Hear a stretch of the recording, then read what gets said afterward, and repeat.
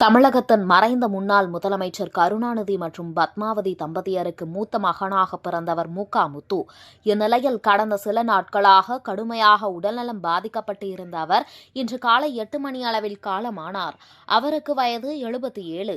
சென்னை ஈச்சம்பாக்கத்தில் அவருடைய உடல் அஞ்சலிக்காக வைக்கப்பட்டுள்ளது. அணையா விளக்கு, பூக்காரி, பிள்ளையோ பிள்ளை உள்ளிட்ட பல்வேறு படங்களில் நடித்துள்ளார். இதில் பிள்ளையோ பிள்ளை படம் அவருடைய தந்தை கருணாநிதி கைவண்ணத்தில் உருவானது. கலைவாரிசாக முத்துவை முன்னிறுத்த கருணாநிதி முயன்றார். ஒரு சில படங்களில் நடித்த அவர் பின்னர் பெரிய அளவில் படங்களில் நடிக்கவில்லை.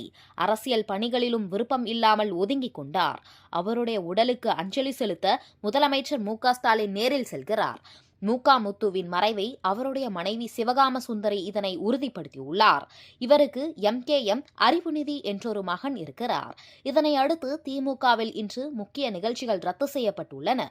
அவருடைய மறைவுக்கு அரசியல் பிரமுகர்கள் மற்றும் பல்வேறு பிரபலங்களும் இரங்கல் தெரிவித்து வருகின்றனர்.